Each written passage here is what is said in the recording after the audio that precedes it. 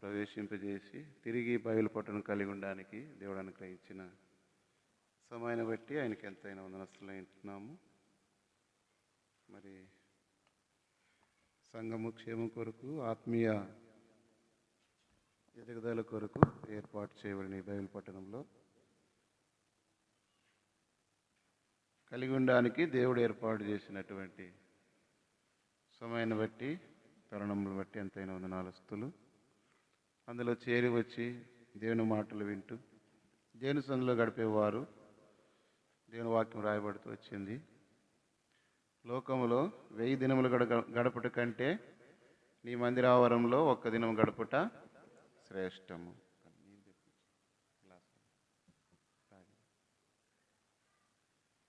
శ్రేష్టమని దావీదు మహారాజు రాజు అయినప్పటికీ దేవునింటినే ప్రేమించినాడు.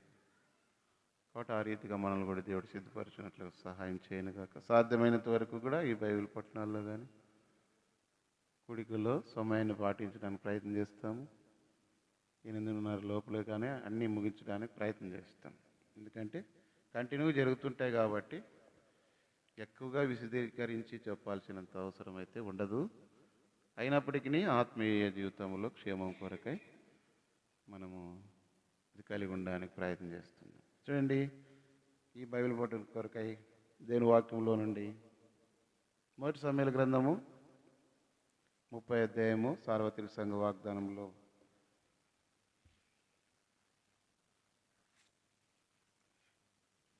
మొదటి సమూయేలు గ్రంథం 30వ అధ్యాయము 18, 19 వచనాలు సార్వత్రిక సంఘ వాగ్దానంలో ఉన్న 2వ వాగ్దానాన్ని ధ్యానిస్తాము. అందరు కలిసి చదువుకుంటాము. ఈలాగున దావీదు అమాలేకీయులు దోచుకొని పోయిన దానంతటినీ తిరిగి తెచ్చుకొనెను. మరియు అతడు తన 2 భార్యలను రక్షించెను. కుమారులేమి కుమార్తెలేమి దోపుడు సొమ్మేమి వారు ఎత్తుకొని పోయిన దానంతటిలో కొద్దిదేమి గొప్పదేమి ఏది తక్కువ కాకుండా దావీదు సమస్తమును రక్షించెను. దావీదు సమస్తమును రక్షించెను. ప్రభు సాయం కొరకే ప్రార్థన చేసుకుంటాం. సార్వత్రిక సంఘ వాగ్దానంలో భాగంగా దావీదు సమస్తమును సంపాదించుకొనెను రక్షించనని 2వ వాగ్దానం. మన ఆత్మీయ జీవితంలో కూడా ఈ యొక్క వాగ్దానాన్ని ధ్యానిస్తూ దాని ప్రకారం దావీదు వలె మనం కూడా మన జీవితంలో కోల్పోయిన వాటన్నిటిని కూడా తిరిగి సంపాదించుకోవడానికి ఎట్లా దావీదు అనుభవంలో దేవుడు తన కార్యం జరిగిస్తూ వచ్చాడనే విషయాన్ని మనము ఈ యొక్క దాన్ని ఆధారం చేసుకొని కొన్ని సంగతులను చూస్తూ వస్తాం. దావీదు అనే పేరు అర్థం ఏమంటే యెహోవాకు ప్రియుడు అని. దావీదు అనే పేరుకు అర్థం ఏమంటే యెహోవాకు ప్రియుడు. ఇతడు యెషయి కుమారులో 8వ వాడు, చివరి వాడు. దావీదును దేవుడు ఏర్పాటు చేసుకున్నటువంటి వ్యక్తిగా, ఎన్నుకున్న వ్యక్తిగా బైబిల్లో మనం చూస్తూ వస్తాం. దావీదు అనే పేరు 876 సార్లు ఈ పరిశుద్ధమైన గ్రంథంలో రాయించినట్టుగా రాయబడింది. 876 సార్లు దావీదు పేరు కనబడుతూ ఉంది అని రాయబడుతూ వచ్చింది. అందుకే యేసు ప్రభువారు కూడా అన్నాడు కదా, అద్భుతములు చేస్తున్నారు, దయ్యాలు వెలువడుతున్నారు. ఆ విషయాన్ని ప్రభు చెప్పినప్పుడు వాటిని బట్టి మీరు సంతోషింపక జీవగ్రంథమందు మీ పేరు రాయబడి ఉన్నవని వాటిని బట్టి సంతోషం. దావీదు మహారాజు ఇప్పటికి కూడా ఆ దేశంలో మనమైతే వాడకు చెప్పిన కొన్నిసార్లు దావీదు దావీదు అంటాం, కానీ ఎప్పుడు కూడా వారు కింగ్ డేవిడ్ అంటారు. దావీదు మహారాజు అని.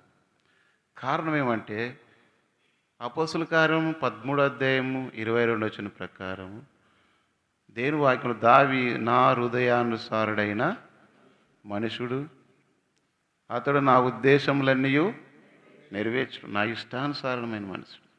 దేవుని ఉద్దేశం నెరవేర్చిన వాడు గనక దావీదుని గురించి అపోస్తుల కార్యములో తిరిగి రాయబడుతూ వచ్చింది. చివరికి ప్రకటన గ్రంథంలో కూడా దావీదు సింహాసనమందు కూర్చుండున్నవాడు అని రాయబడింది. అంత ఆధిక్యతలు రావడానికి దావీదు కూడా ఒక సామాన్యమైన భూమి మీద నివసించినటువంటి మనుషుడే, అయితే దేవుని భక్తుడు. తన జీవితంలో ఆ రీతిగా దావీదు మహారాజు దేవునికి ఇష్టడై జీవిస్తూ వచ్చాడు కనుకనే అంత గొప్ప ఆధిక్యతలోనికి దేవుడు అతన్ని హెచ్చిస్తూ వచ్చినాడు. మరి దాన్ని ఆధారం చేసుకొని మనం కూడా కొన్ని సంగతులను బైబిల్లో ధ్యానించినాం. దావీదుకు మొత్తం 9 మంది భార్యలు, హెబ్రోన్లో 6 మంది, యెరూషలేములో 14 మంది కుమారులు, మొత్తం 20 మంది కుమారులు, ఒక కూతురు, ఆమె పేరు తామారు. 20 మంది కుమారులు, ఒక కూతురు దావీదుకు కలిగి ఉన్నారు. మీరు ఈ విషయాలను బైబిల్ గ్రంథంలో 3 దినవృత్తాంతాలు 3 అధ్యాయం 5-7 విషయం, 2 సమూయేలు గ్రంథం 3 అధ్యాయములు 2 అధ్యాయములు, ఇవన్నీ చూసుకుంటూ పోవచ్చు. సమయం మనం కుదించడానికి మీకు కూడా కొంత వర్కౌట్ చేయాలి. అన్నీ మేమే చెప్తుంటే అది ఏమవుతుందంటే మీరు వింటూ మట్టుకు విందురు కానీ వారు గ్రహింపలేక లాస్ట్కి చెవులు మందమైపోయినట్లు. కాబట్టి వీలైతే ఆ పేర్లన్నీ కూడా మీరు కుమారుల పేర్లు, హెబ్రోన్లో పుట్టిన వారి పేర్లు, యెరూషలేములో పుట్టిన వారి పేర్లు, వాళ్ళ భార్య పేర్లు కూడా వర్కౌట్ చేసుకోండి. నెక్స్ట్ టైం అడిగినప్పుడు చెప్పాలి రాసినవి. కాబట్టి అయితే ఈ దావీదును ఏమంటూ వచ్చినాడంటే ఒక మాట, తన జీవితంలో దేవుడు ఎన్నిక చేసుకున్నప్పటికీ మనకు తెలుసు చిన్నవాడుగా ఉన్నాడు. దేవుడు అతన్ని ఏర్పాటు చేయడానికి సౌలును తిరస్కరించిన తర్వాత దేవుడు, చదవండి ఆ మాట, 1 సమూయేలు గ్రంథము, సౌలు ఇశ్రాయేలు దేవుని ప్రజల మీద మొదటి రాజుగా దేవుడు ఏర్పాటు చేసుకున్నప్పుడు దేవుని మాటను తృణీకరించుట బట్టి సౌలును దేవుడు తొలగిస్తూ వచ్చినాడు. తొలగిస్తూ ఏమన్నాడంటే తన హృదయానుసారుడైన ఒక మనిషిని నేను ఏర్పాటు చేసుకున్నాను అని దావీదుని గురించి దేవుడు సెలవిస్తూ వచ్చాడు. ఆ మాట చూడండి, 13 అధ్యాయము చదువుమా,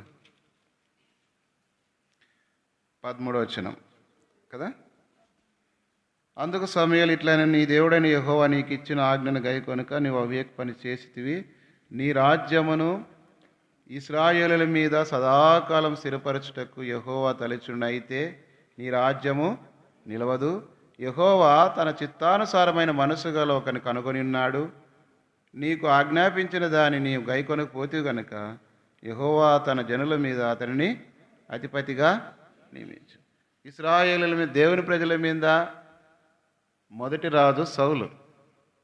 అయితే ఆ సౌలు బహుధనవంతుడు అయినప్పటికీ గాడిదలను వెతుకుతూ వచ్చినప్పుడు అనుకోని రీతిగా ఇశ్రాయేలు ప్రజలు మాకు రాజు కావాలన్నప్పుడు ఒక రాజును ఏర్పాటు చేయడానికి పూనుకున్నప్పుడు ఈ సౌలును మొదటి రాజుగా నిర్ణయించడం జరిగింది. అయితే దేవుని ఆజ్ఞలను కట్టడలను గైకొనకపోవటం బట్టి సౌలును తొలగించి తన హృదయానుసారుడు చిత్తానుసారుడైన ఒక మనిషిని కనుగొని ఉన్నానని దేవుడు అతని గురించి సాక్ష్యం ఇస్తూ వచ్చినాడు. మనకు తెలుసు, ఇంకా 15వ అధ్యాయంలో అమాలయకుల విషయంలో అతడు తిరిగి తప్పు చేయటం బట్టి, ఆజ్ఞను గైకొనకపోవటం బట్టి అతన్ని తొలగించడం జరిగింది. తర్వాత సమయంలో ఆ విషయం ఎంతో బాధతో వేదనతో ప్రార్థన చేస్తూ వచ్చినప్పుడు 16వ అధ్యాయం 1వ వచనం చదవండి.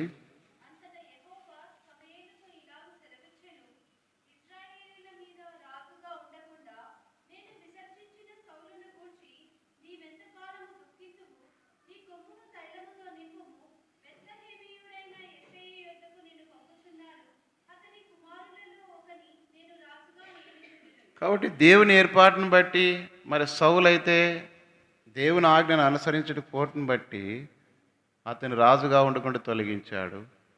అయితే దావీదుకు రాజుగా చేయబడే విషయం దావీదుకు కానీ అతని కుటుంబీకులకు కానీ తెలియదు. కానీ దేవుడు దావీదు విషయంలో ముందుగానే ఎరిగి ఉన్నాడు. కాబట్టి దేవుని ఉద్దేశం, సంకల్పము ఒక వ్యక్తిని భూమి మీద కలుగజేసిన తర్వాత ఆ ఉద్దేశం, సంకల్పం నెరవేర్చడానికి ఎన్నో పరిస్థితులు ఉంటాయి. ఆ పరిస్థితులన్నిటిలో కూడా అతడు తరబీదు పొంది దేవుని ఏర్పాట్లో ఉండి తీసుకొని వచ్చిన తర్వాత అతడు రాజుగా చేయడం జరుగుతుంది. మన ఆత్మీయ జీవితంలో కూడా దేవుడు మనల్ని ఒక ఉద్దేశంగా ఉద్దేశం కలిగి రక్షిస్తూ వచ్చినాడు, తన బిడ్డలుగా చేరుస్తూ వచ్చినాడు.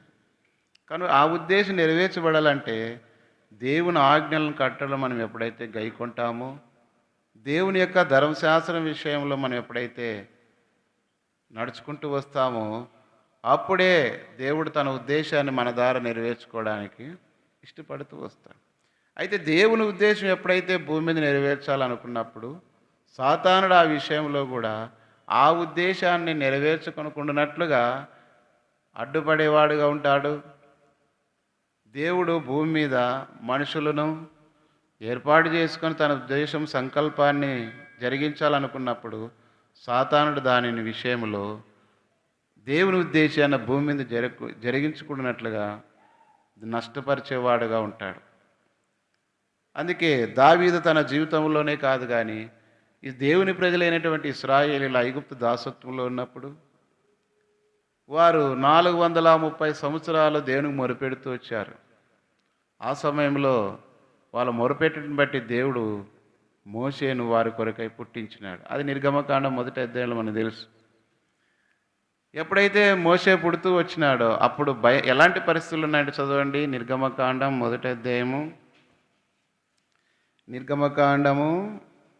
అధ్యాయము 15-16 వచనాలు.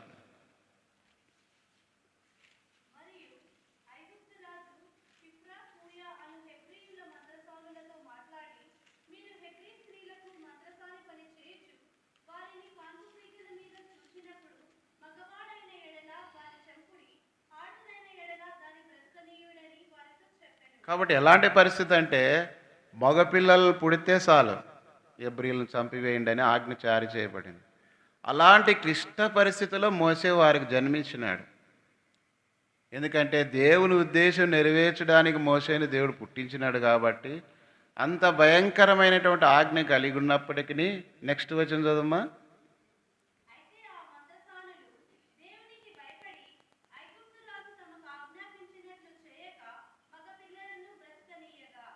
కాబట్టి వారు మంత్రస్థానంలో దేవుని భయం కలిగింది.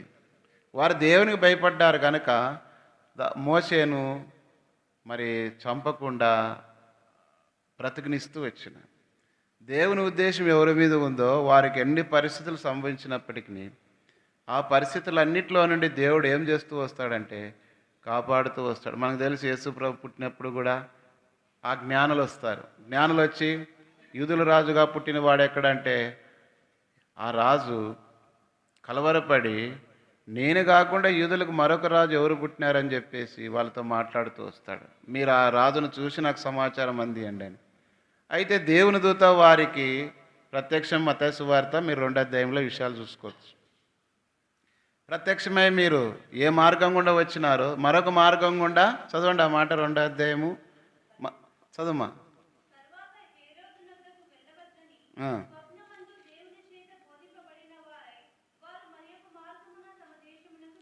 జ్ఞానం వెళ్ళిపోయినారు. దేవదూత చేత బోధించబడి దేవదూత వచ్చింది, అయ్యా మీరు వెళ్ళి చెప్పొద్దండి, తిరిగి మరొక మార్గం వెళ్ళిపోండి అని చెప్తే వారు వెళ్ళిపోయినప్పుడు వారు వెళ్ళిన తర్వాత ఇదిగో ప్రభుదూత స్వప్నమందు యోసేపునకు ప్రత్యక్షమై ఏ రోజు ఆ శిశువును సంహరింపవలనని ఆయన వెదకబోతున్నాడు కనుక నీవు లేచి ఆ శిశువును ఆయన తల్లిని వెంటబెట్టుకొని ఐగుప్తునకు పారిపోయి నేను నీతో తెలియజెప్పు వరకు అక్కడనే ఉండమని అతనితో చెప్పాను. యోసేపుతో కూడా మళ్ళా దేవుడు చెప్తాడు. మరియా భర్త అయిన యోసేపు. సరే ఆ మరియమ్మను ఆ కుమారుని తీసుకొని అతడు ఐగుప్తునకు వెళ్ళిపోతూ వచ్చినాడు. అంటే దీనివల్ల మనం ఏం తెలుసుకుంటున్నామంటే దేవుని సంకల్పము ఉద్దేశం నెరవేర్చే సమయంలో దావీదు మీద ఉంది. ఆ దావీదు మీద దేవుడు తన సంకల్పాన్ని నెరవేర్చుకోవాలనుకున్నప్పుడు మొదటిగా సమూయేలు ప్రవక్తకు సెలవిచ్చాడు. యెషై కుమారులో ఒకరిని నా కొరకు ఏమన్నాడు మనం చదువుకున్న భాగము, అతని కుమారులో ఒకరిని రాజుగా నియమించమని దేవుడు సమూయేలు ఇప్పుడు మనకు వెళ్ళాడు, యెషై ఇంటికి వెళ్ళాడు. ఎవరని పేరు తెలియదు. వెళితే అయ్యా నీ కుమారులందరూ పిలిపించు అని చెప్తే పిలిపించినాడు. పెద్దవాడి నుంచి 7వ నంబర్ వరకు 7వ వ్యక్తి వరకు పిలిచినా కూడా దేవుడు ఏమంటున్నాడు అంటే ఇతడు కాదు అంటున్నాడు. 16వ అధ్యాయం మీరు ఆ విషయాన్ని చూడొచ్చు. చదవండి 7వ వచనం చదవండి.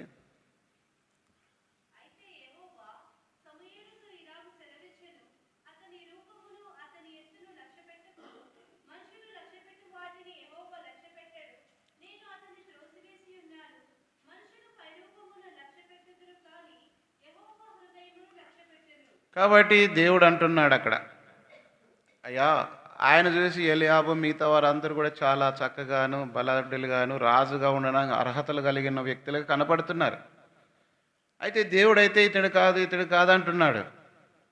నువ్వు ఒకవేళ మనుషుల పైరూపం లక్ష్య పెడతాడు కానీ దేవుడు హృదయాన్ని లక్ష్య పెడతాడు. ఎందుకంటే దేవుడు విరిగి నలిగిన మనసును లక్ష్య పెడతాడు. మనమైతే మామూలుగా సాధారణంగా మనుషుల్ని పై రూపాన్ని బట్టి ఆ వ్యక్తి మంచివాడనో లేదంటే పై ఉన్న లక్షణాలను బట్టి సాధారణంగా మనం నమ్మి మోసపోతూ ఉంటాం. చాలాసార్లు ఈ సమస్యలు వస్తుంటాయి. నమ్మి డబ్బులు ఇచ్చినాము కానీ వీళ్ళు మోసం చేస్తారని తెలియదు, లేదో మంచివాడని చెప్పేసి పెళ్లి సంబంధం ఇచ్చిన మంచిదని చేసుకున్నాం కనుక ఇట్లాంటిదని తెలియదని కొన్నిసార్లు వస్తాయి. మనకేమంటే అప్పుడు పై రూపాన్ని లక్ష్య పెట్టింటాం, మన తాహతు మంచి చెడు అని, కానీ లక్షణం వేరుగా ఉంటుంది. ఇక్కడ కూడా యెషయా కుమారులు అందరిని చూస్తూ వచ్చినప్పటికీ 7 మందిలో కూడా దేవుడు అతను ఇతడు కాదని సెలవిస్తూ వచ్చినప్పుడు సమూయేలు అంటున్నాడు, అయ్యా చదవండి ఆ మాట, చదమ్మా 10వ వచనమా. యెషయా తన 7 కుమారులు సమూయేలు ఎదుటికి 16వ అధ్యాయం, మొదటి సమూయేలు 16వ అధ్యాయము 10వ వచనం. అది అలాగే కొనసాగుతూ వస్తుంది అన్నమాట. 16వ అధ్యాయం నుంచి కొన్ని విషయాలు చూసుకుంటూ వస్తాం. యెషయా అబీనాదాబును పిలిచి సమూయేలు ఎదుటికి అతను రప్పింపగా అతడు యెహోవా అతను కోరుకొనలేదని. అప్పుడు యెషయా షమ్మాను పిలువగా అతడు యెహోవా అతను కోరుకొనలేదని. యెషయా తన 7 కుమారులను సమూయేలు ఎదుటికి పిలువగా సమూయేలు యెహోవా వీరిని కోరుకొనలేదని చెప్పి, నీ కుమారులందరూ ఎక్కడున్నారని యెషయాను అడగగా అతడు, ఇంకనూ కడసారి వాడున్నాడు, అయితే వాడు గొర్రెలను కాయచున్నాడని చెప్పాను. అందుకు సమూయేలు, నీవు వారిని పిలువనంపించుము, అతడు ఇక్కడికి వచ్చే వరకు మనం కూర్చుందామని యెషయాతో చెప్పగా. 7 మందిని చూసినాడు కానీ దేవుని సమాధానమే లేదు. ఇంకా ఎవరైనా ఉన్నారంటే ఒకడున్నాడు కడసారి వాడు గొర్రెలు కాసుకుంటున్నాడంటే అతని పిలువనంపించు అని సమూయేలు దావీదును మరి వచ్చే వరకు కూడా యెషయా ఇంటిలో కూర్చున్నాడు. మరి దావీదు వచ్చిన తర్వాత 12 వచ్చింది చూడండి. అతడు వాని పిలువనంపించి లోపలికి తోడుకొని వచ్చెను. అతడు ఎర్రని వాడును చక్కని నేతలు గలవాడను చూచుటకు సుందరమైన వాడనై ఉండెను. అతడు రాగానే, నేను కోరుకున్నవాడు ఇతడే, నీవు లేచి వానిని అభిషేకించుమని యెహోవా సెలవిగా సమూయేలు తైలపు కొమ్మును తీసి వాని సహోదరుల ఎదుట వానికి అభిషేకం చేసెను. నాట నుండి యెహోవా ఆత్మ దావీదు మీదికి బలముగా వచ్చెను. తర్వాత సమూయేలు లేచి రామాకు వెళ్ళిపోయాను. ఇక్కడ సౌలు రాజుగా ఉన్నప్పటికీ దేవుని మాట వినకపోవటం బట్టి రాజునే దేవుడు తొలగించినాడు. ఎవరైనా సరే దేవుని పిల్లలైన వారు దేవుని మాట విననప్పుడు లేదా దేవుని సంఘంలో దేవుడు అప్పగించిన పనిలో నమ్మకస్తులుగా లేనప్పుడు ఆ పని నుండి కూడా అతన్ని దేవుడు తొలగించేవాడుగా ఉంటున్నాడు. మనకు తెలుసు 20 మత్తయి సువార్త 20వ అధ్యాయంలో 5 దేనారాలు 2 దేనారాలు 1 దేనారంలో 5 ఇచ్చిన వాడిని 10 చేసుకోవటం బట్టి 2 ఇచ్చిన వాడిని 4 చేసుకోవటం బట్టి మెచ్చుకున్నాడు. బలా నమ్మకమైన మంచి దాసుడు అన్నాడు. కానీ 1 దేనారం తీసుకున్న వాడిని ఏమన్నాడంటే సోమరివైన చెడ్డదాసుడు, అంటే ఈ పనికి మాలిన దాసుని వెలుపట చీకటిలోనికి పడవేమో అక్కడ ఏడుపును కాబట్టి పండ్ల కొరుకుటే ఉండును అని శిక్షించడం జరిగింది.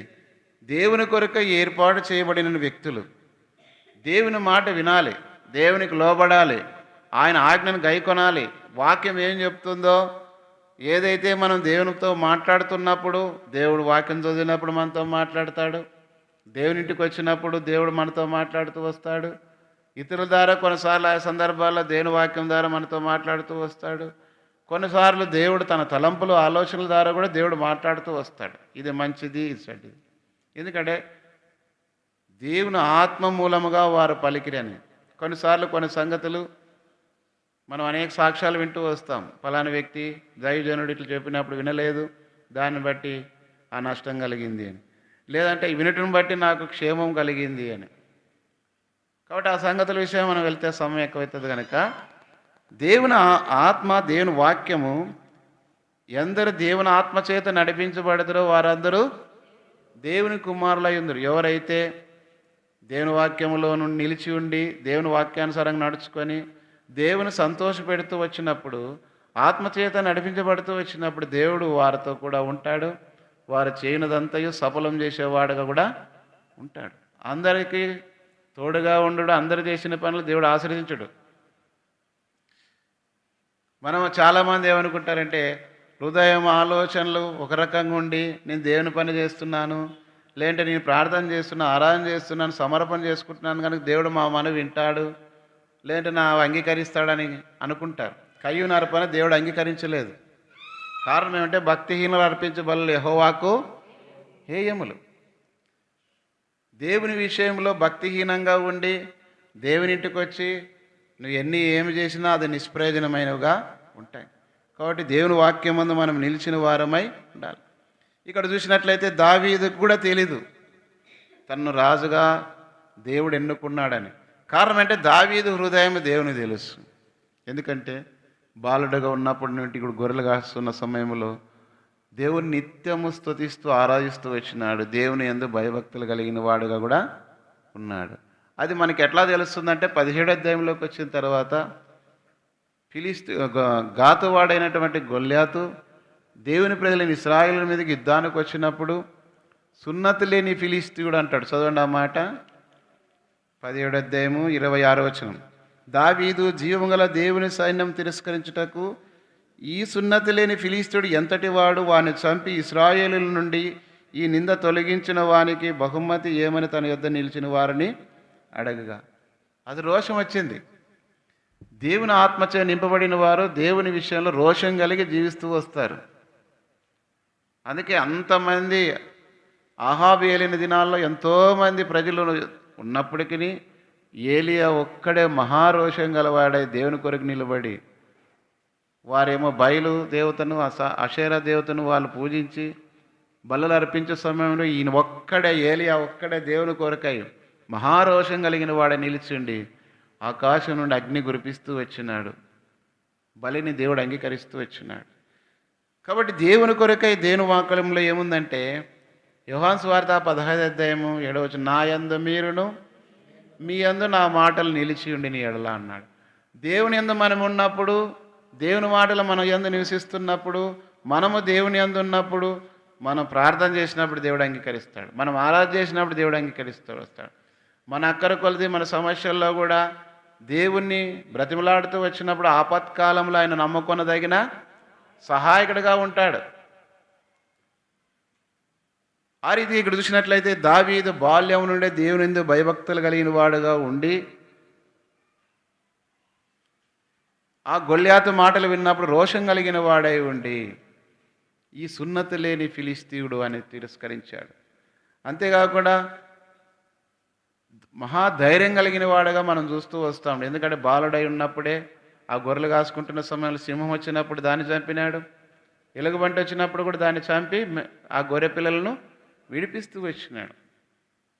అందుకే దేవుని పనిలో దేవుని ప్రజలైన వారు ధైర్యవంతులుగా ఎవరైతే దేవుని పనిలో సాగడానికి ఇష్టపడుతూ వస్తారో దేవుడు వారినే కోరుకుంటాడు.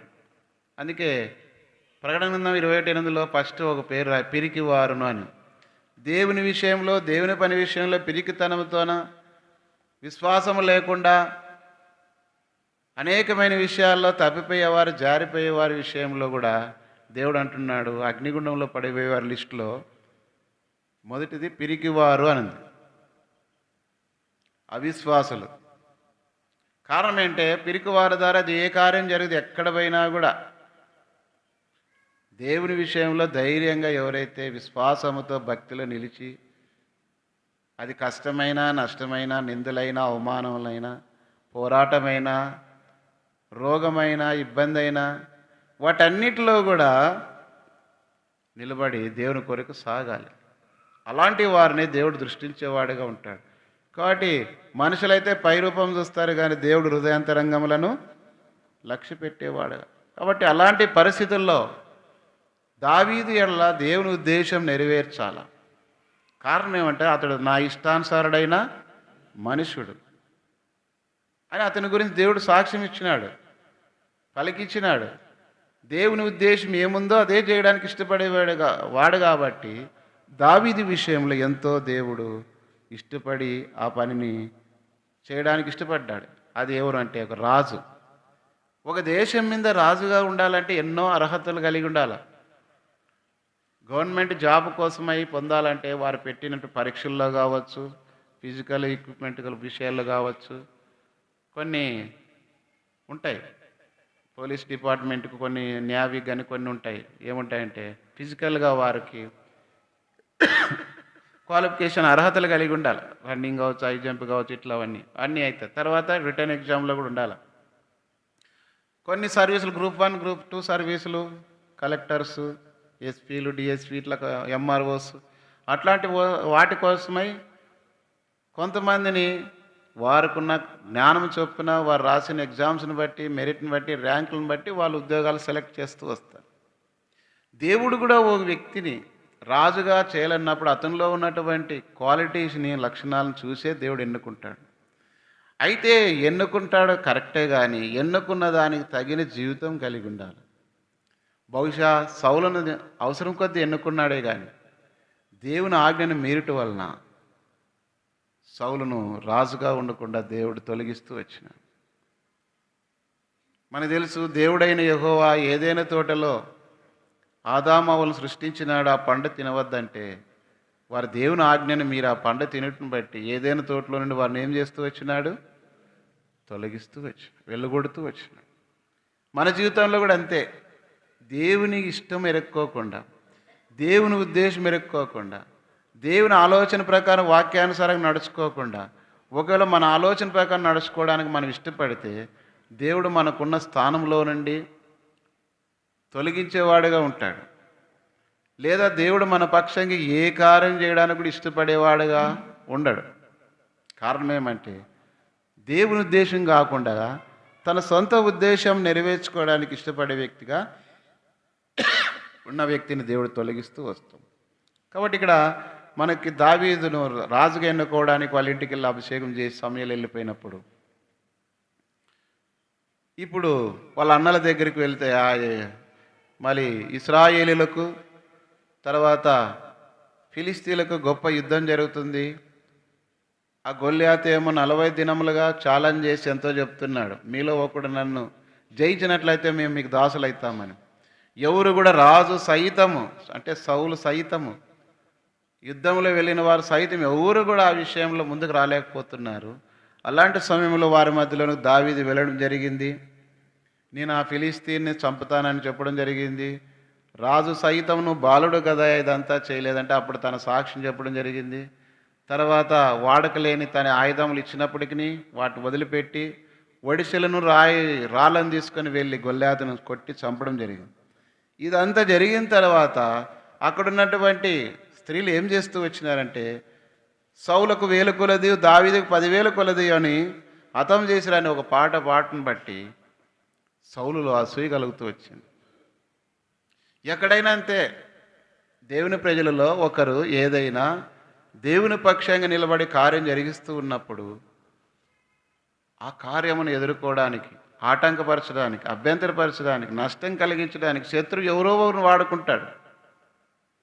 మొదటి మానవులైనటువంటి ఆదామవ్వలు 2 కుమారులు కయ్యూను, ఏబేల్లో కయ్యూను వాడుకున్నాడు. కారణం ఏంటి? అసూయ.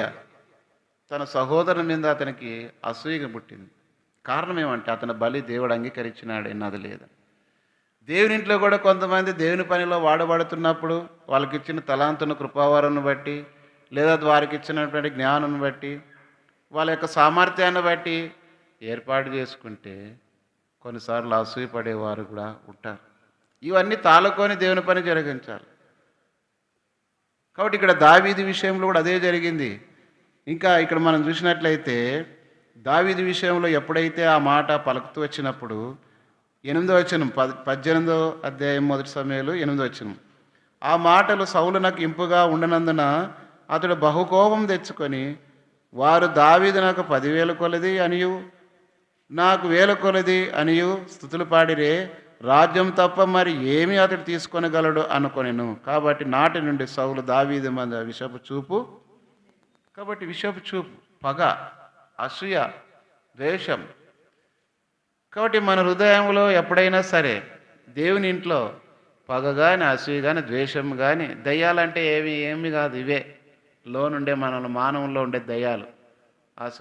మరి ఇంతకుముందు మానవ హృదయం పటంలో కూడా మనం చూసాం. ద్వేషము, సోమరితనము, పగ, పామ గుర్తు, ఇవన్నీ చూస్తూ వస్తాం. గర్వం మేకపోతూ, ఈ విషయాలన్నీ మనం అక్కడ చూస్తాం. మానవ హృదయంలో నివసించే ఇవన్నీ, ఈ చెడ్డవన్నీ కూడా. కాబట్టి మనుషుల యొక్క హృదయాల్లో ఎప్పుడైతే ఓ వ్యక్తిని దేవుడు ఎన్నుకోవాలని ప్రయత్నం చేస్తే, శత్రువైన సాతానుడు వెంటనే దాన్ని అడ్డగించి ఆటంకపరుచుకునేవాడుగా ఉంటాడు. ఎక్కడైనా సరే దేవుని కొరకై, దేవుని కార్యాల కొరకై, దేవుని పని కొరకై సంఘం ఒక పని పూనుకున్నప్పుడు అందులో నుంచే ఏదో ఒకటి సాతానుకు స్థానం ఇచ్చిన వ్యక్తులను లేపుతూ వస్తాడు. నష్టపరుస్తూ, ఆటంకపరుస్తూ, అభ్యంతరపరుస్తూ వస్తాడు. ఒక కుటుంబంలోనే దేవుని కొరకు ఒక వ్యక్తి బాగా సాగుతున్నప్పుడు ఇంకో వ్యక్తిని, ఆ వ్యక్తిని మనకు తెలుసు అన్నా పెనిన్న విషయంలో కూడా పెనిన్న ఎంతో బాధపరుస్తూ వచ్చింది, అన్నాను దుఃఖపరుస్తూ వచ్చింది. మళ్ళీ కయ్యూను హేబేలు విషయంలో మనం చూస్తూ వచ్చినాం. హేబేలును మరి కయ్యూను చంపడం జరిగింది. ఈ రీతిగా అనేక రకాలుగా ఒకే ఇంట్లోనే అనేకమైన సమస్యలు శత్రువైన సాతానుడు తీసుకొస్తూ వస్తాడు. ఎందుకంటే నరల జీవితం యుద్ధ భూమి వంటిది కాదా అని. ఎప్పుడైతే ఓ వ్యక్తి దేవుని కొరకై తీర్మానం చేసుకొని దేవుని ఏర్పాట్లో సాగుతున్నప్పుడు శత్రువు ఆ వ్యక్తిని వెంటాడుతూ వస్తాడు. దేవునికి సాతానికి మధ్యలో మానవుడు.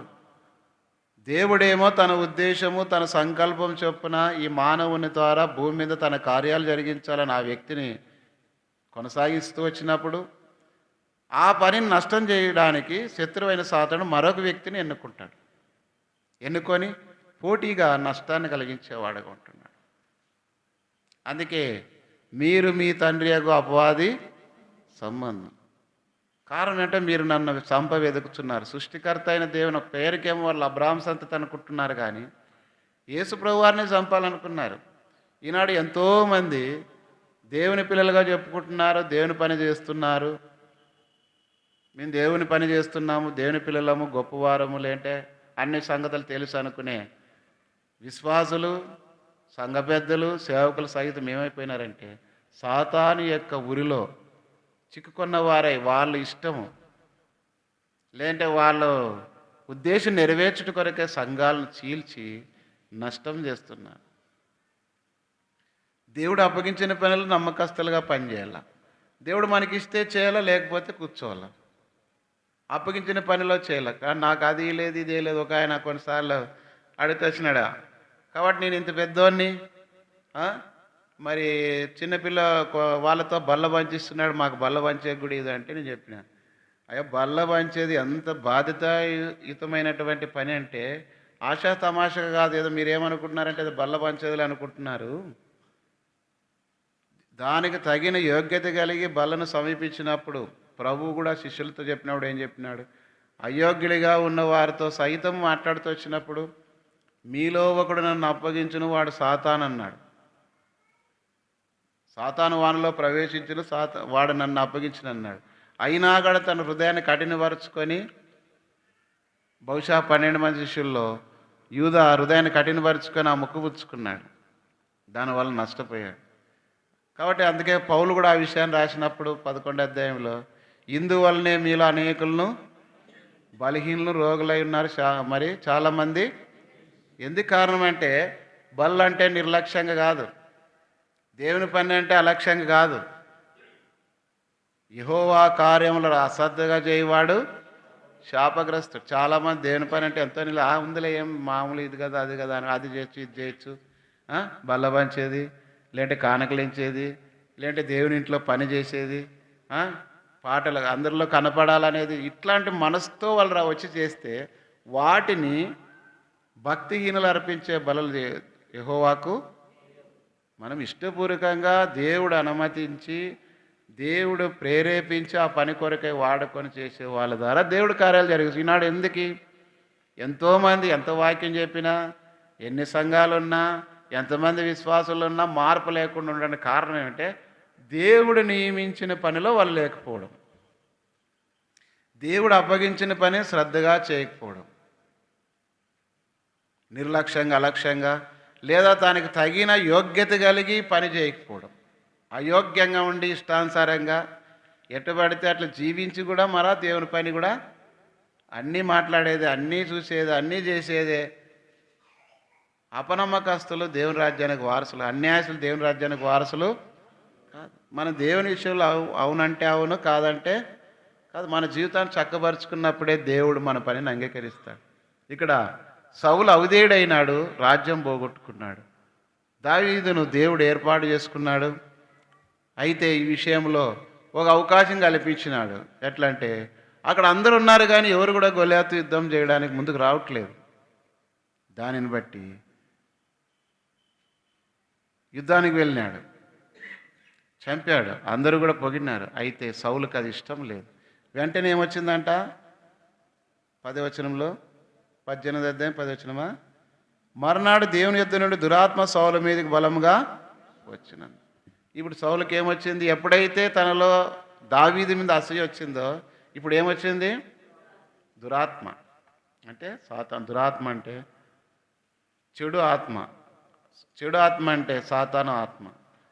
మనం ఎప్పుడైతే మనలోనికి చెడుకు స్థానం ఇస్తూ వస్తామో, శరీర కార్యాలకు స్థానం ఇస్తూ వస్తామో, దేవుని ఆలోచనలోని రాకుండా మన ఆలోచనలో మనం వెళ్ళిపోతున్నామంటే ఒకటే దానికి రుజువు ఏమంటే, చేయరాని కార్యములు చేయుటకు దేవుడు వారిని భ్రష్ట మనసుకు అప్పగించను. ఒక మాట చదవండి, రోమిలి రాసిన పత్రిక 1వ అధ్యాయం 26వ వచనం. వారు దేవుని వాక్యమునకు చోటు ఇయ్యకపోయారు గనక, 28 వారు తమ మనసులో దేవునికి చోటు ఇయ్యనులకు పోయారు గనక చేయరాని కార్యములు చేయడానికి దేవుడు భ్రష్ట మనసుకు వారిని.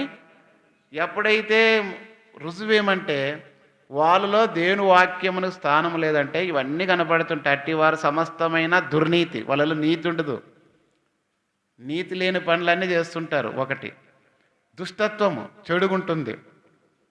లోభము, పిసినారితనం దేవుని విషయంలో. తర్వాత ఈర్ష్య, ఇతరుల మీద ఈర్ష్య, అసూయ, ద్వేషం నిండుకొని, మత్సరం, చెడ్డ కళ్ళు అని రాయబడం. మత్సరం అంటే ఇతరులను చూసి మత్సరపడడం, ఒకరు చేస్తే దాన్ని ఓర్వలేనితనం. తర్వాత నరహత్య, తన సహోదరుని ద్వేషించేవాడు నరహంతకుడు. తర్వాత కలహము, కొట్లాడుతుంటారు ఎప్పుడు వాళ్ళతో వీళ్ళతో, ఇరుగు పొరుగు వారితో కొట్లాడేది, ఇంట్లో వాళ్ళతో కొట్లాడేది, సంఘంలో వాళ్ళతో కొట్లాడేది, ఆటకి పోయినా వాళ్ళు కలహం పడుతుంటారు.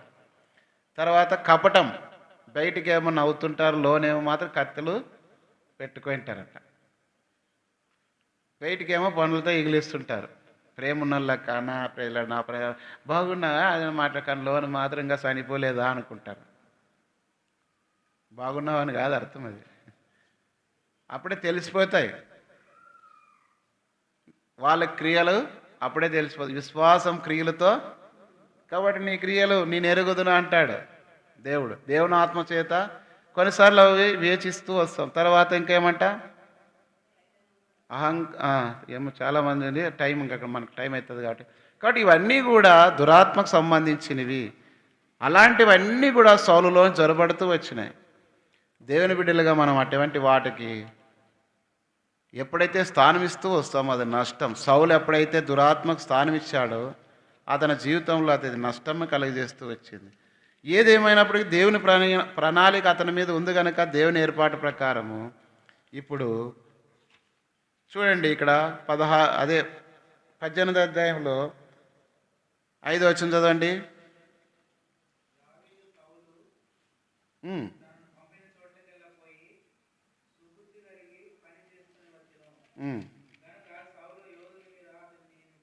అంతకుముందు ఏం కలిగింది? 16వ అధ్యాయము 23వ వచనం. దేవుని యుద్ధ నుండి దురాత్మ వచ్చి సౌలును పట్టినప్పుడెల్లా దావీదు సితారా చేత పట్టుకొని వాయింపగల దురాత్మ అతనిని విడిచిపోయాను, అతడు సేదదీరి బాగా ఆయను.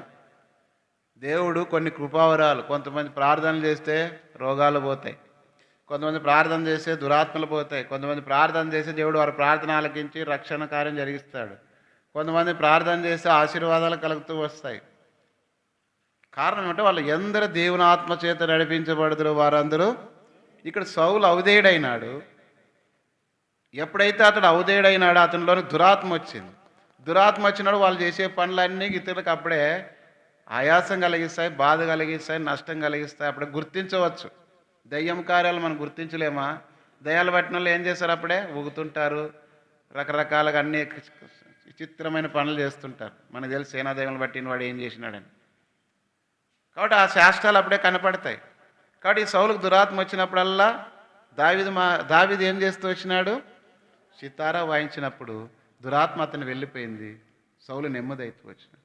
ఇదంతా బాగా గుర్తించిన తర్వాత ఇప్పుడు ఎప్పుడైతే 17వ అధ్యాయంలో గొల్యాతును చంపిన తర్వాత ఇప్పుడు అతనికి ప్రమోషన్ వచ్చింది. ఎంతమంది సైన్యం ఉన్నా కూడా ఒక్కరు కూడా ఆ గొల్యాతును చంపలేదు కనుక దావీదు ఇంత బలవంతుడు అని చెప్పేసి దేవుడు అతనికి తోడుగా ఉన్నాడని గుర్తించి 18:5లో ఏం చేస్తూ వచ్చినాడంటే అతడు సుబుద్ధి కలిగి పని చేసుకొని వచ్చిన గనక సౌలు యోధుల మీద అతనిని నియమించాడు. ఎప్పుడైతే సుబుద్ధి ఉండాలా, దేవుని పనిలో నమ్మకత్వం ఉండాలా. నమ్మకమైన వానికి మెండైనా, కాబట్టి మోషే నా ఇల్లంతటిలో నమ్మకమైన వాడు అని ఉంది. దేవుని బిడ్డలు దేవుని ఇంట్లో దేవుని పనిలో నమ్మకస్తులు ఉండాలి, అపనమ్మకస్తులుగా ఉండకూడదు. అపనమ్మకస్తులు అంటే దేవుని ప్రేమించే విషయంలో, దేవుని పని విషయంలో, సంఘ పరిచర్లో, కార్యక్రమాల్లో, సాక్ష్యం కాపాడుకునే విషయంలో అన్నిట్లో దేవుని ప్రేమించాలి.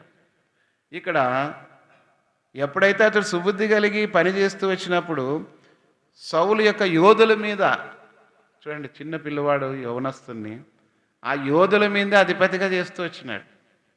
కొన్నిసార్లు దేవుని ఇంట్లో పని చేస్తున్నప్పుడు దేవుడు మన నమ్మకత్వాన్ని బట్టి అంతకుముందు ఉన్న వారికంటే రెట్టింపైన స్థానంలో దేవుడు తీసుకొని వెళ్తాడు. ఉదాహరణ మనకి ఐగుప్తులో యోసేపు ఉన్నాడు, చెరసాలలో అదంతట్లో ఉన్నాడు, ఆ పోతిఫారు ఇంట్లో ఉన్నాడు. అతను నమ్మకంగా దేవుని పని చేసటం బట్టి, నమ్మకంగా జీవించటం బట్టి, అతడు చేసే పని అంతటిని బట్టి దేవుని ఆశీర్వాదం పొందటం బట్టి ఇప్పుడు ఏం చేస్తూ వచ్చినాడంటే తన ఇంటి దేశం మీద మొత్తం అధికారం అతనికే ఇచ్చినాడు, కలభావం చెప్పిన వెంటనే. కాబట్టి అందుకే మన నమ్మకస్తులుగా ఎప్పుడైతే ఉంటామో అప్పుడే దేవుని ఇంట్లో మనం దేవుడు అప్పగించిన పనిలో నమ్మకస్తులుగా ఎప్పుడు జీవిస్తూ వస్తాము, దేవుడు అంచెలంచెలుగా హెచ్చిస్తూ వస్తాడు. 1998వ సంవత్సరంలో బైబిల్ స్టడీలో నేను ఒక మాట దేవుడు నాతో మాట్లాడుతూ వచ్చినాడు. ఏం మాట్లాడంటే 1 పేతురు 5వ అధ్యాయము గుంటకల్లో ఇమ్మానుయేల్ అన్న బైబిల్ స్టడీ చెప్తున్నాడు హిజ్కియా రాజు గురించి.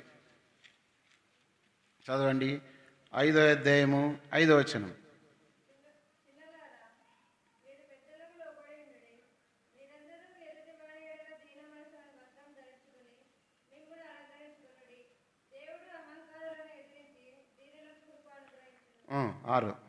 దేవుడు తగిన సమయంలో మిమ్మల్ని హెచ్చించినట్లు ఆయన బలిష్టమైన చేతి క్రింద దీన మనస్కులై ఉన్నాడు. కాబట్టి దీన మనస్కులు దేవుని ఇంట్లో దేవుని పని చేసే వాళ్ళ దీన మనస్సు, తగ్గింపు కలిగిన జీవితము. తర్వాత నమ్మకంగా దేవుని ఇంట్లో ఎవరైతే పని చేస్తూ వస్తారో వాళ్ళని ఏం చేస్తూ వస్తాడంట? దేవుడు తగిన సమయమందు మిమ్మల్ని హెచ్చించినట్లు ఆయన బలిష్టమైన చేతి కింద దీన మనస్కులై. ఎప్పుడైతే దేవుని ఇంట్లో మన నమ్మకస్తులుగా దీనమనసు పని చేస్తూ వచ్చినప్పుడు మనకు తెలియకుండానే దేవుని ఇంట్లో దేవుడు ఆ ఆధిక్యత ఆ పని కలిగిస్తాడు. అది దావీదు విషయంలో మనం ఇక్కడ చూస్తూ వస్తాం. కాబట్టి ఇక్కడ ఎప్పుడైతే దావీదు సుబుద్ధి కలిగి ప్రవర్తించి పని చేసుకుంటూ రాగానే అతని పైన సౌలు యోధులందరి మీద అతని నియమించినందువల్ల జనులందరి దృష్టికి, సౌలు సేవకుల దృష్టికి దావీదు అనుకూలుడై. కాబట్టి ఒక పని బాధ్యత ఇచ్చినప్పుడు అందరితోన అనుకూలంగా ఉండాలా, ప్రేమించే వాళ్ళని ప్రేమించాలా, గద్దించే వాళ్ళని గద్దించాలా, పని అప్పగించే వాళ్ళ విషయంలో పని అప్పగించి పని చేయించాలా. కొత్తగా దైవికంగా ఎదగని వారిని ప్రేమతో రాబట్టాలా. అదే సమయంలో దేవుని పని ఎట్లా చేయాలని ఆలోచన కలిగి ఉండాలి. ఇవన్నీ తగిన పని చేసే వాళ్ళుగా ఉండాలి దేవుని ఇంట్లో. ఏదో వచ్చినాం, తింటున్నాం, కూర్చుంటున్నాం, వింటున్నాం, పోతున్నాం, ఎవరో చెప్పి ఎవరో ఇండ్రి ఎవరో బాయరు కాదు. నేనేమి చేయాలా, దేవుడు నన్ను నేను ఏర్పాటు చేసుకున్నాడు, నాకు ఇచ్చిన తలాంతి ఏమి అని గుర్తించాలి. కాబట్టి ఇక్కడ దావీదులో ఉన్నటువంటి తలాంతును గుర్తించి సౌలే దురాత్మ ఉన్నప్పటికీ అతని జీవితంలో దావీదు మీద కోపం ఉన్నప్పటికీ ఇప్పుడు ఏం చేస్తూ వచ్చినాడు? అతన్ని యోధుల మీద అతన్ని అధికారిగా నియమించాడు. కాబట్టి వయసుతో నిమిత్తం లేదు ఇక్కడ. చాలామంది కొన్నిసార్లు నేను సీనియర్, నేను పెద్దోడిని అని కొన్ని సంఘాల్లో కొట్లాడుతుంటారు. ఎప్పుడు నేను 40 ఏళ్ళు అయింది భక్సింగ్ గారితో బాప్తీసం తీసుకున్నా, లేదంటే అప్పుడు పెద్ద మనిషిగా ఉన్నా, ఇప్పుడు నేను సంఘంలో ఇట్లు చేసేవాడిని అట్లు చేసేవాడిని అనుకుంటుంటారు. అది కాదు ముఖ్యం. అందుకే ఒక బ్రదర్ చెప్పేవాడు, సీనియారిటీ కాదు ముఖ్యం, సిన్సియారిటీ. ఇప్పుడు ఉదాహరణకి ఓ వ్యక్తి ఉద్యోగం చేస్తున్నాడు అనుకో, అతడు ప్రమోషన్ మీద పోవాలంటే కొన్ని ఏళ్ళు అవుతుంది. అతనికి పనితనాన్ని బట్టి, ప్రమోషన్ బట్టి ఎలాంటి పొరపాట్లు లేకుండా అవన్నీ చేసుకుంటూ పోతే కొంత ప్రమోషన్లో పోతాడు. కానీ ఒకడు జ్ఞానం బట్టి ఐఆర్ చదువుకొని మంచి ఎగ్జామ్స్ రాసిన డైరెక్ట్ పోస్ట్కి వస్తాడు. వాడు పిల్లోడు ఒక ఎంఆర్ఓ ఆఫీస్లో అటెండర్ ఉన్నాడు అనుకోండి, అతనికి సుమారుగా 50 ఏళ్ళు పెయిన్ ఉండాయని, 55 తీసుకుంది. కానీ ఒక 30 ఏళ్ళ లోపుగా ఉన్న వ్యక్తి గ్రూప్ 1 గ్రూప్ సర్వీస్ రాసి ఎంఆర్ఓ వస్తుంది. నేను 55 ఏళ్ళు అన్నీ నేను ఆఫీస్ అన్నేళ్ళు నీకు డ్యూటీ చేస్తున్నాను, నువ్వు నిన్న మన పిల్లోడు అంటే వినేది లేదు. అది కుదరదు. ఆ సీటే. అతడు అర్హుడు. కాబట్టి దేవుని ఇంట్లో కూడా నమ్మకస్తులైన వారు అంతమంది ప్రజలున్న దావీదును, దేవుడు బాలుడైన దావీదును ఆ గొల్యాతును హతమార్చడానికి కోరుకున్నాడు. అంతేకాకుండా ఇప్పుడు సౌలు కూడా యోధులందరి మీద పనివానిగా నియమిస్తూ వచ్చు. మన జీవితంలో కూడా దేవుని ఇంట్లో మనం దీన మనసులై తగ్గింపగలిగి దేవుని ఏర్పాటు ప్రకారం ప్రభా నాకు ఏదో అప్పగించినావో ఆ పని నేను చేస్తూ వచ్చినట్లయితే అంచెలంచెలుగా దేవుడు ఒకానొక సమయంలో నీకు ఏ బాధ్యత అవసరమో, నువ్వు ఏది చేయగలుగుతావో నీకు ఆ కృపావరం ఇస్తాడు. నీకు తెలియంది కూడా దేవుడు నేర్పించి ఆ పనిలో నైపుణ్యత ఇస్తాడు. మనం ఏమంటే రాకపోయినా చేయడానికి ప్రయత్నం చేస్తారు మనల్ని. అది రాకపోయినా సౌలు ఇప్పుడు దావీదు వాంచే దయ్యం పోయింది, మనం అందరిలో కనపడాలని మనం చేయడానికి పోతే పోయిన దయ్యాలన్నీ తిరిగి వస్తాయి. మన ప్రార్థన అట్లుంటుంది. మన ప్రార్థన ఏం పని చేయదు. లేదా మన వాక్యము దేవుని సంఘంలో మన యొక్క పరిచయం కూడా ఎవరికి ఏమీ పట్టదు, ఫలభరితమైనది కూడా ఉండదు. అది రాతి నేల పడి విత్తనాల వలె, లేదా మొదల్లో పడి విత్తనాల వలె, లేదా త్రోవ పక్కన పడి విత్తనాల వలె మన పరిచర్య తొలగించబడుతుంది.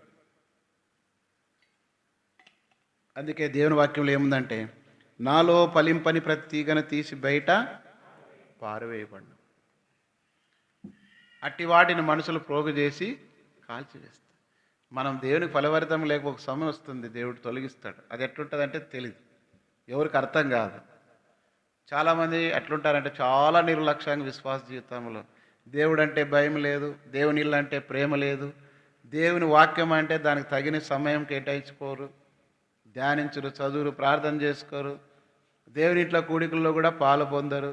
ఏదో ఆచారంగా అలవాటుగా ఎవరో కొత్త వాళ్ళు వచ్చినప్పుడు, లేదంటే ఆదివారము, లేదంటే ఏదైనా పండుగ సందర్భంలోన ఇట్లా వాటికి ప్రేమించే వాళ్ళు దేవునికి నమ్మకస్తులు కాదు. వాళ్ళ ఆచారం సంబంధమైన జీవితం కలిగి బ్రతికేవాళ్ళు. ఏదో ఆ సమయాలను బట్టి వచ్చిపోయేవాళ్ళు. ఎందుకంటే వాళ్ళ కార్యాల కొరకు వచ్చిపోయేవారు. యేసుప్రభువుని వెంబడించిన వాళ్ళు చాలామంది రొట్టెలు చేపలు తినేదానికి వెంబడిస్తూ వచ్చు. కాబట్టి ఇక్కడ దావీదు విషయంలో దేవుడు ఏర్పాటు చేసుకున్నాడు. దేవుడు ఏర్పాటు చేసుకున్న వ్యక్తి ఒకవేళ అతని జీవితంలో మనము, ఎందుకంటే దావీదు సమస్తమును సంపాదించుకున్న పాయింట్కి మనం రావాలన్నప్పుడు మొదటి నుంచి అవి ధ్యానించుకుంటూ వెళ్ళాలి. అదే బైబిల్ పఠనం, బైబిల్ స్టడీ. ఓ పుస్తకం గురించి, ఓ వ్యక్తి గురించి, లేదంటే ఒక అంశముల గురించి ధ్యానించేదే బైబిల్ పఠనం. కాబట్టి ఇక్కడ మనము ఎట్లా దావీదు సమస్తమును సంపాదించుకున్నాడనే దాని కొరకే మనము మొదటగా దావీదు చరిత్ర నుంచి వెళ్తూ ఉన్నాం. అది వరుసగా వినుకుంటూ వస్తే శ్రద్ధగా అన్ని క్లాసులకు పోయి అన్నీ విని అన్నీ రాసుకుంటే ఎగ్జామ్స్ బాగా రాస్తారా, మంచి మెరిట్లు వస్తాయి. ఎప్పుడో ఒకసారి కాలేజీకి పోయేవాళ్ళు, స్కూల్కి పోయేవాళ్ళు పరీక్షలో రాయలేరు, తప్పించే వాళ్ళందరూ. అట్లా దేవుని ఇంట్లో కూడా మనం ఎప్పుడైతే ఆత్మీయంగా ఇలాంటిది క్రమశిక్షణ కలిగి నేర్చుకుంటామో దేవుని వాక్యం మనలో సమృద్ధిగా నివసిస్తుంది. దేవుడు తన కొరకు మరి నిండకుండా ఏడైనా కూడా వాడబడతాడు. నీళ్ళు లేనకుండా ఎవరు దాన్ని వాడుకోరు.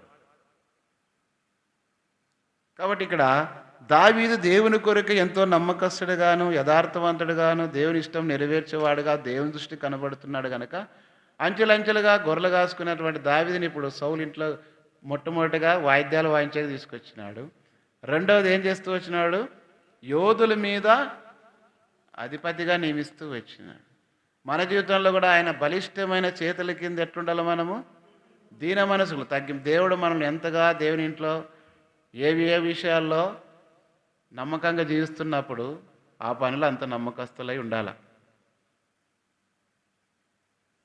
అందరూ కనపడేదానికి కాదు, మెచ్చుకునేదానికి కాదు కానీ నువ్వు ఎవరున్నా ఎవరు లేకపోయినా. అందుకే ఎన్ని పరిస్థితులున్నా ఎట్లున్నా ఎందుకు దేవుని ఇంట్లో పని చేసుకుంటూ వస్తాము? దేవుని భయముతో అప్పగించిన పని నమ్మకంగా చేయాలి. మొదటి నుండి అది నేర్చుకుంటూ వచ్చినాం. అది నా మాటకి నేనైతే అది సాధన చేసుకుంటూ, ఎందుకంటే దైవభక్తి గొప్ప సాధన చేసుకుంటే అది లాభసాధకం. ఇప్పుడు ఉదాహరణకి మనము ఉద్యోగం కోసం ఎన్నో రకాల కష్టపడి చదువుతుంటారు. రాత్రి పగులు ట్యూషన్ అని, తర్వాత కోచింగ్లని. ఎందుకు ఈ ఉద్యోగం తెచ్చుకుంటే మన జీవితం హాయిగా ఉంటుంది. పరలోకంలో కూడా దేవుని ఎదుట మనం కూడా ఆయన సన్నిధి చేరాలంటే మనం కూడా ఏం సాధన చేసుకోవాలా? దైవభక్తి గొప్ప లాభసాధకం అది ఇప్పటి విషయంలోనూ రాబో జీవం విషయంలో ఈ లోకంలోనూ ప్రయోజనకరంగా ఉంటుంది. రెండోది పరలోకంలో దేవుని ఎదుట కూడా అది మహిమకరంగా ఆ పరిచయం ఉంటుంది. కాబట్టి అలాంటి వారుగా మనం ఎప్పుడైతే దేవునికి నమ్మకస్తులుగా యథార్థవంతులుగా జీవిస్తూ వస్తామో అప్పుడు దేవుడు మన పక్షంగా తన కార్యమును జరిగించేవాడుగా ఉంటాడు. ఎప్పుడైతే దావీదును సౌలు అక్కడ ఉంచాడే కానీ దురాత్మ రాగానే అతను చంపడానికి పూనుకున్నాడు, ఈటేసినాడు. కానీ దేవుడు ఏమంటా చదువు 11 వచనం. ఒకప్పుడు 18వ అధ్యాయము 1 సమూయేలు 11 వచనం. ఒకప్పుడు సౌలు చేతిలోని ఒక ఈట ఉండగా దావీదును పొడిచి గోడకు బిగించుకుందని అనుకుని సౌలు ఈటని విసిరెను. అయితే అది తగలకుండా దావీదు 2 మార్లు తప్పించుకొనెను. యెహోవా తనని విడిచి దావీదునకు తోడై ఉండుట చూచి సౌలు దావీదునకు, చూడండి, సౌలు గుర్తించినాడు, అరేరే నా ఆ యొక్క ఈట ఖచ్చితంగా పడేది. అంత నైపుణ్యం కలిగినటువంటి సౌలు ఆ ఈట విసిరినప్పుడు దావీదు తగలకుండా దేవుడు తప్పించినాడు. చూసి దేవుడు ఇతనికి తోడుగా ఉన్నాడు కనుకనే తప్పించినాడు, భయపడినాడు. కాబట్టి ఎక్కడైనా సరే ఓ స్ట్రిక్ట్గా ఉన్న ఆఫీసర్ అందరికి భయపడతారు. ఓ స్ట్రిక్ట్గా టీచింగ్ చేసే ఉపాధ్యాయుని టీచర్కి పిల్లలు అందరూ కూడా భయపడతారు. దేవుని ఇంట్లో కూడా దేవుని కొరకు యథార్థంగా నమ్మకంగా దేవుని విషయంలో జీవించే వారికి ఇతరులందరూ కూడా దేవుని భయం కలిగి భయపడతారు. దాంట్లోనే వాళ్ళు ప్రేమిస్తారు. అది దేవుని పిల్లలు దేవుని ఇంట్లో లక్షణం. ఊరికి నన్ను ప్రేమించాలా, నన్ను గౌరవించాలా అంటే అది కాదు సుమా. కాబట్టి వాడు శివశక్తి బాంబు అమ్ముకుంటూ వస్తుంటాడు. ఏమంటుంటాడు? కాళ్ళు నొప్పులు, కీళ్ళు నొప్పులు, మేడ నొప్పులు తల ఒక్క నిమిషంలోనే పోతా అంటే ఇన్ని హాస్పిటల్ ఎందుకు కడతారు? ఎంత అది 50 రూపాయలు ఉంటుంది. ఒక శివశక్తి బాంబుకే ఆ తైలానికి అన్నొట్టే నొప్పులు బాధలు పోయేపాటు అయితే ఇంక ఇన్ని హాస్పిటల్ ఇన్ని బాధలు ఏంటికని నేను అనుకునేది. అమ్ముకునేవాడు చెప్పే పని. ఇంకోటి వస్తాడు, ఏమంటాడు? మీ ఇంటి దగ్గరికే గొప్ప అవకాశం, సదవకాశం పోగొట్టుకోద్దండి అంటాడు. ఏం ఊరికే చేసిపోయిన లెక్క. మీ ఇంటి వద్దనే గ్యాస్ స్టవ్లు, బీరువాలు అన్ని రిపేర్ చేసిపోతామంటే నేను అనుకుని ఏం ఊరికే చేసిపోతాడు అయిపోయామన్నా. ఈ అవకాశం పోగొట్టుకోవద్దు అంటుంటాడు. కారణం ఏమంటే వాళ్ళు ఏదో రకంగా వాళ్ళు పని చేసుకోవడానికి. అట్లా మాటలు కాదు దేవుని ఇంట్లో. దేవుని పిల్లలు ఎట్లుండాలంటే వాక్యంలో ఇది అవునంటే అవును, కాదంటే కాదని చెప్పాలి. క్రమంలో కూడా దేవుని విషయంలో, సంఘం విషయంలో, పరిచర్య విషయంలో, ప్రజల విషయంలో, బాధ్యత విషయంలో కూడా క్రమంగానే నడుచుకోవాలి. మనం క్రమం లేకుండా మీరు క్రమంగా ఉండండి అంటే అది దేవునికి ఇష్టమైన బోధ కాదు. అందుకే చదువుతాడు మత్తయి సువార్త 5వ అధ్యాయం 19 వచ్చింది చదవండి.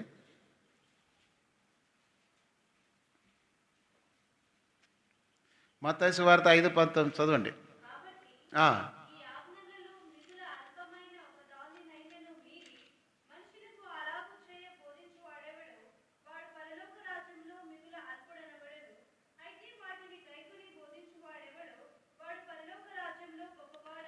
కాబట్టి గైకొన బోధించువాడు గొప్పవాడు, గైకొనక బోధించువాడు అల్పుడు.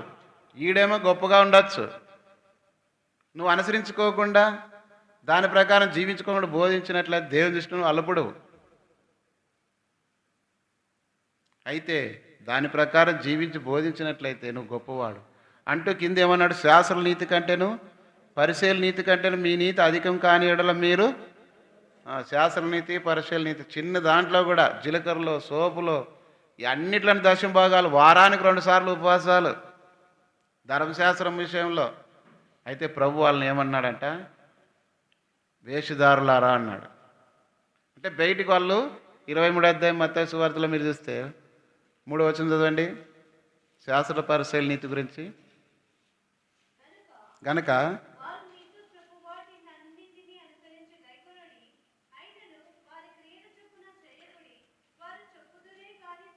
కాబట్టి వాళ్ళు బోధించే మీరు గైకొనండి, కానీ వారి క్రియలు చేయొద్దు. అంటే ఏమర్థం అంటే, ఉదాహరణ నేను వాక్యం చెప్తున్నాను. నేను వాక్యంలో హృదయ శుద్ధి గలవారు దానిలను వాక్యం విషయం చెప్పేసి, నేను నా హృదయం శుద్ధి లేకుండా ఎట్లా పడితే అట్లా ఏది మాట్లాడితే అవి మాట్లాడి, అబద్ధాలు చెప్పి, బూతులు మాట్లాడి, తిట్టి, కొట్లాడి అన్నీ చేసి, మళ్ళీ నేను ఇది బోధించినాను అనుకో, నేను ఇప్పుడు ఏమవుతున్నాను? వాటి క్రియలు బోధించిన గైకొనండి, చెప్పిన వినండి, కానీ వారి క్రియలు మాత్రం మీరు చేయదు. కారణం ఏమంటే వారు చెప్పుదరే కానీ చేయరు. చాలామంది ఏమంటారంట, చెప్తుంటారు వాక్యమేమో, ఇతరులకేమో సమయాన్ని బట్టి కొన్ని దేవుని మాటలు చెప్తే వినేవాళ్ళు అనుకుంటారు, చెప్తున్నారబ్బా వీళ్ళు వచ్చి ఇంకా మూలుగుతారు అప్పుడే కొంతమంది. ఇంకా ఒకవేళ మనము ఆ రీతికి లేకుండా బైబిల్ పట్టుకొని మందిరానికి వచ్చినామనుకో, పోతూ వస్తున్నప్పుడు మన సాక్ష్యం, మన జీవితం, ప్రవర్తన సరిగ్గా లేవు. ఇంట్లో వాళ్ళు అంటారు, ఇంక పోయింది ఆమె దినాము పైకి. పక్కన వాళ్ళు కూడా నువ్వు ముందుకు రాగానే ఆ ఇన్ టైం ఈ అన్ టైం కనసేగి చేసుకుంటారనమాట. పోతుందిడమ్మో అమ్మ ఆయన చూడబో పోతున్నాడు. ఇప్పుడల్లా ఇతరంగా భార్యను తిట్టా, పిల్లల్ని తిట్టా, మళ్ళా బైబిల్ పట్టుకొని మళ్ళా మందిరాన్ని చెప్పుదరే కానీ వారు. కాబట్టి చాలా జాగ్రత్తగా ఉండాలి దేవుని పిల్లలు. ఇది ఇరుకు మార్గం, ఎట్లా పడితే అట్లా పోయేది కాదు. ఇరుకు మార్గంలో చాలా కఠినంగా ఉంటుంది. అంటే క్రమశిక్షణతో మనం, నా మాటలు, నా ప్రవర్తన, నా జీవితము నన్ను గమనిస్తున్నారు కనుక నేను జాగ్రత్తగా ఉండాలి. కాబట్టి వారు చెప్తున్నారు కానీ చేయరని చెప్తూ వేషధారులుగా అంటారు. ఇంకా అనేకమైన విషయాలు. వాళ్ళు ఎట్లాంటి వాళ్ళు అంటే, ఒక మాట ఏమంటే, ఒంటెని దిగిమింగి దోమను వడగట్టే వాళ్ళంట. ఒంటేమో ఇంతలా పెద్దది, దోమేమో చెప్పేదానికి ఏం చెప్తారంట, దోమలకు చిన్నవి అమ్మ అది చేయకూడదు, ఇట్లుండి కూడా అట్లుండదు, మనం ఇది కాదు అది కాదు అని అందరూ చెప్తారు. వీళ్ళు మాత్రము ఒంటెని దిగి మింగినట్లు చేయాల్సిన పనులన్నీ చేస్తుంటారు. అలాంటి వారు ఈ శాస్త్రుల పరిచయాలు. కాబట్టి వారు చెప్పుదరే కానీ చేయరు కనుక వారి క్రియలు చేయొద్దండి. కాబట్టి దేవుని సంఘములో దావీదు దేవుని హృదయానుసారుడుగా ఉండడానికి దేవుడు కోరుకున్నాడు, ఏర్పాటు చేసుకున్నాడు కనుక ఇవన్నీ పరిస్థితుల మధ్యలో దావీదును నడిపిస్తూ వచ్చినాడు. కాబట్టి నీ విశ్వాస జీవితంలో కూడా దేవుని దృష్టిలో మనం సమస్తం సంపాదించుకోవాలంటే మొదటగా ఇక్కడ మనం వింటూ వచ్చినప్పుడు దావీదు దేవుని హృదయానుసారుడుగా ఇష్టడుగా జీవిస్తూ వచ్చినాడు. అందుని బట్టి దావీదుని అంచెలంచెలుగా దేవుడు తోడుగా ఉండి దావీదుకి తెలియకుండా కానీ ఇశ్రాయేలు మీదుగా రాజుగా చేయడానికి ఏర్పాటు కలిగి ఉన్నాడు. ఏకదమ్మన ఆయన రాజు కాలే, సౌలక్క. కొంతమంది ఏకదమ్మన బోధకులు, ఏకమంది సంఘంలో పెద్ద మనుషులు, ఏకదమ్మన సేవకులు అవుతుంటారు. నేను కొంతమందిని అడుగుతూ ఎట్లా నువ్వు వచ్చినావు అని అడిగితే వాళ్ళు చెప్తుంటారు ఇట్లా అట్లా అంటుంది. అంటే అట్లా నా కరెక్టే, బట్టలు ఉదికి బండ్లు గడికి వచ్చినారా మీరు అంటుంటాం కొన్నిసార్లు.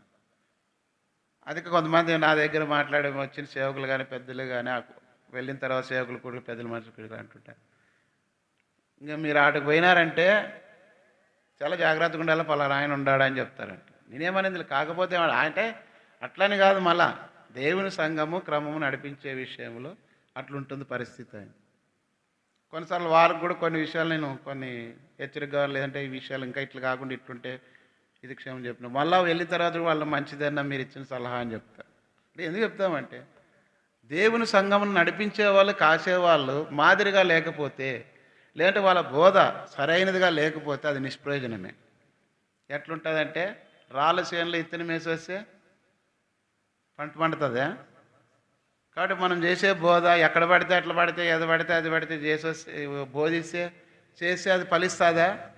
కాదు. కాబట్టి దావీదు సమస్తను సంపాదించుకొని రక్షించడానికి కారణం ముందు అతని జీవితాన్ని మనం ధ్యానిస్తూ వచ్చినాం.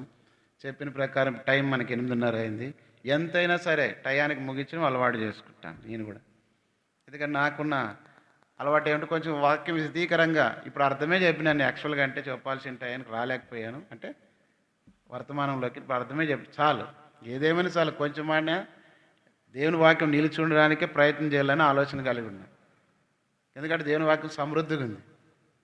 మొన్న ఆదివారం చెప్పినాడు కదా, కడప నిండిన వాడు తేనె పట్టిన కాళ్ళతో తొక్కి వేస్తాడంట, ఆకలి కొనిన వాడు చేదైనా దాన్నైనా తినేస్తాడు. అట్లా అక్కర కలిగింది కొద్దీ పెడితే మంచిది, ఎక్కువైతే ఊరికే ఇసురాకుల నిండా ఉంచేస్తుంటారు కొంతమంది స్టైల్కి తిని.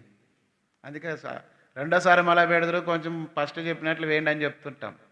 కాబట్టి దేవుని ఇంట్లో కూడా మనము దావీదు సమస్తమును సంపాదించుకొని రక్షించుకోవడానికి కారణమైన జీవితాన్ని, వాగ్దానాన్ని ధ్యానించడానికి ముందుగా మొదటగా అతని జీవితంలో ఎట్లా దేవుడు అతన్ని తీసుకొని వస్తూ వచ్చాడో చూస్తూ వచ్చి, ఇప్పుడు సౌలు యోధుల మీద కూడా అతని అధికారిగా నియమిస్తూ వచ్చినాడు. అయితే ఎప్పుడైతే యోధుల మీద అతని అధికారిగా నియమించినప్పుడు, పొగుడుతూ వచ్చినప్పుడు అతనికి అసూయ కలిగింది, చంపాలని పూనుకుంటూ. మనం కూడా దేవుని ఇంట్లో ఎదుగుతున్నప్పుడు దేవుని కొరకు నమ్మకస్తులుగా చేసిన ఒకవైపు సాతానుడు మనం ఏదో రకంగా నష్టం పరచడానికి చూస్తాడు. రెండవది దేవుని ఇంట్లో కూడా శరీర సంబంధాలు, ప్రకృతి సంబంధాలు, అంటే దేవుని ఆత్మచేత కాకుండా శారీరకంగా ఆలోచన చేసేవాళ్ళు, స్థానము, హోదా, బలము, నైపుణ్యము, డబ్బులు, స్థానం గురించి ఆలోచించారు. ప్రకృతి సంబంధాలు అలవాటు రీతిగా క్రైస్తవులు మరి మారు మనసు ఉండదు. ఊరికే తల్లిదండ్రులు, తాతలు దేవుని నమ్ముకున్నారు, మందిరం అని పేరు పెట్టుకున్నారు కాబట్టి ఆ పేర్లు పెట్టుకుని మందిరాలకు వచ్చిపోతున్నారు. మారు మనసు ఉండదు, దేవుని భయం అసలే ఉండదు.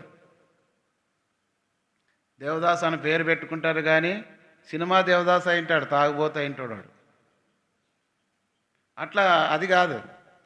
కాబట్టి మనం కూడా దేవుని పిల్లలుగా మన జీవితాన్ని దేవుడు కోరుకున్నప్పుడు, ఏర్పాటు చేసుకున్నప్పుడు, కోల్పోయిన దాన్ని అంతా సంపాదించుకోవడానికి ఒక దేవుడు ఎట్లయితే దావీదును ముందుగా ఏర్పాటు చేసుకొని ఇశ్రాయేలు మీద రాజుగా ఉండినట్లు ఒక దినాన్ని రాజుకు రాజు, ప్రభులు ప్రభు అయినటువంటి దేవాది దేవుడు, సృష్టికర్త అయిన పరలోక రాజ్యంలో ఆయనతో కూడా సింహాసనం కూర్చుండి పెట్టడానికి కోరుకొని ఏర్పాటు చేసుకున్నాడు కనుక మనం దాని కొరకై మన జీవితాన్ని జాగ్రత్త కలిగి దావీదు వలె, దావీదు హృదయం వలె, మనసు వలె మనం కలిగిన వారమై జీవించినట్లుగా ప్రభు మనం సిద్ధపరచినట్లుగా ఈ వాక్యంలో మనము నడిపించినట్లుగా ప్రభు సహాయం చేయనుగా ప్రార్థన చేస్తూ వస్తాం.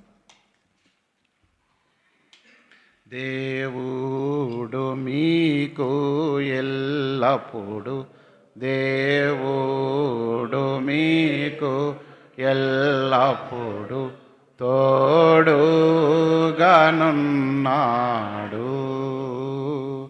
తోడుగానున్నాడు,